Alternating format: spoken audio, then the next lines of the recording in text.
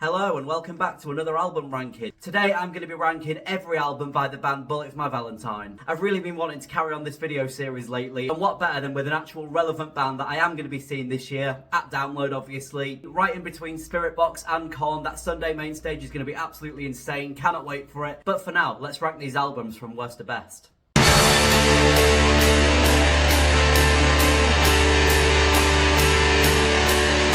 Coming in at number 7, my least favourite Bullet album, it's Temper Temper. No, I don't think I'm that alone with this one, and the fact that this album is definitely one of the least popular, which is a shame really, because all of their albums are great in their own way. They've never really done anything that wrong or off. But I think this was one of the albums for a lot of fans where they had fallen off quite a bit, weren't sounding as heavy, I guess is the word. It just really is one of the least memorable albums of all of them. But like I said, this album does have some good singles on it. Obviously, Temper Temper, Prisoner of War, Pow, Breaking Point, Riot. There's even Tears Don't Fall Part 2 on there, so, you know, it's a cool enough album. It's just not really the Bullet that we all know and love. Next up, we've got Bullet for My Valentine, the self-titled and most recent album that we've got from the band. Now, the best way to describe this album is heavy. They really went for the heavy on this one. This really is a modern metalcore album through and through. So if you're looking for a heavy and pretty angry Bullet album, go and listen to this one by all means. It just isn't anywhere near as memorable as any of the other albums in this list. And I do think that most of the singles on this album aren't really the strongest Bullet songs either, and a few of them do kind of sound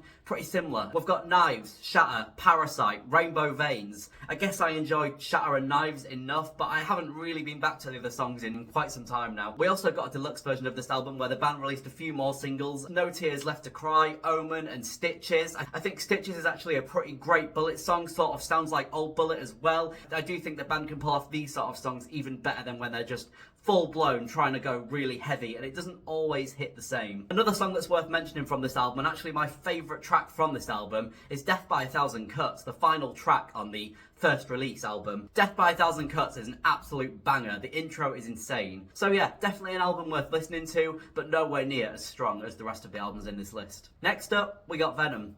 Another much more modern Bullet album. Even though it's been out a good few years now, it's still probably regarded as one of the more modern, softer, I guess is the word, Bullet albums. There's just something a little bit different about this album compared to those first few ones. But that being said, this album does have some absolute 10 out of 10 solid Bullet tracks. Specifically, No Way Out, You Want a Battle, Here's a War, and Venom. There's also a few much less memorable singles on this album as well, like Army of Noise, Worthless, and Raising Hell. Yeah, I don't really go back to these songs that often. I don't really find those ones that enjoyable, so I think that's the reason why I don't often go back to this album much. But other than that, it's another completely fine Bullet album. Like, there's nothing really wrong with this one.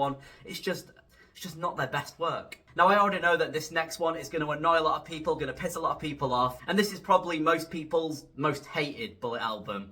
It's Gravity. This album for me is a special one. It just represents a time for me in 2018 when I really got into Bullet for the first time. I was just sort of at a stage where I hadn't listened to Bullet in quite a while. I didn't really consider myself much of a fan of them. I just didn't really give them much of a chance for a long time. So I feel like 2018 is the real year that I became a massive fan of this band. And it's no secret on this channel, like I've said it enough times at this point, I don't always like the most heaviest thing. I don't always like the most, like, in-your-face, screamy metal.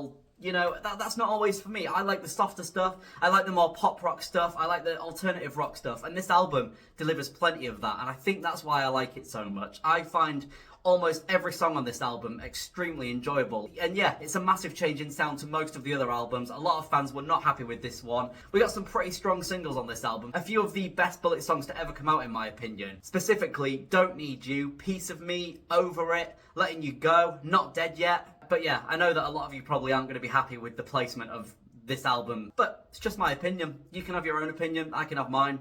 Let's move on. Now this is where it does get really hard for me, because all three of these final albums are just masterpieces, really, aren't they? They are. You know what's coming. Although I am pretty torn between these next couple of albums, I'm going to have to put Scream Aim Fire next. Obviously this album does feature one of the greatest Bullet, greatest early 2000s metal songs of all time, Waking the Demon. I don't even need to talk about how incredible this song is. As soon as you hear that intro, you instantly cannot help but headbang, get really hyped up.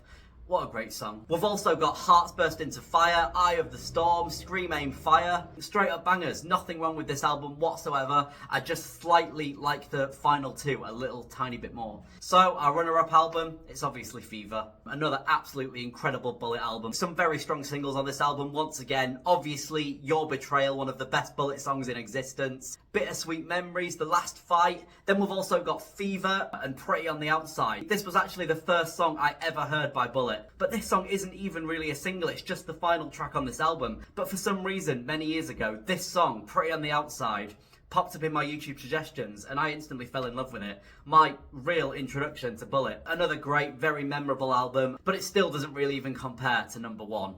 It's The Poison. I'm pretty confident that this album deserves the top spot in this list, easily. This is obviously the first album that Bullet ever released all the way back in 2005. We've just had a 20th anniversary tour for that very album that I unfortunately couldn't make it to, so you know, seeing them at Download later this year is just going to mean that much more to me. I cannot wait, honestly, to hear these songs played live again. This album is pretty much near perfection, isn't it? The massive Tears Don't Fall, All These Things I Hate, Hand of Blood, The Poison, Suffocating Under Words of Sorrow, Four Words to Choke Upon, Her Voice Resides, The End. Absolutely amazing, nostalgic album for any early 2000s metalheads, emos, goths. I think a lot of different types of people were into at least a couple of songs from this album at some point.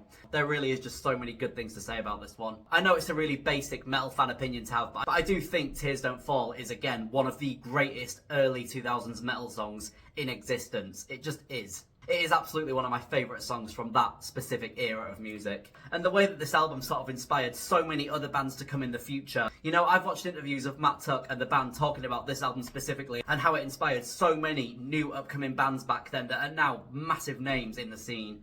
You know, there's a reason that this album is just so beloved and looked upon as one of the greatest things to ever come out back then. Alright, and I'm going to leave it there. Feel free to let me know your opinions on this ranking list of mine. Let me know what yours is. I love seeing the differences in opinions. While I don't always agree with them, that is the beautiful thing about opinions, is that we can all have one and all agree to disagree on certain things, and it's great, you know, it's fun. That's what music is all about. Obviously, many metal fans are extremely judgmental and obviously very strong, opinionated people at the best of times. I know that I can be. I can easily find myself getting pretty frustrated at some people's opinions out there, but there will be more of these videos coming soon enough. So until then, I'll see you in the next one.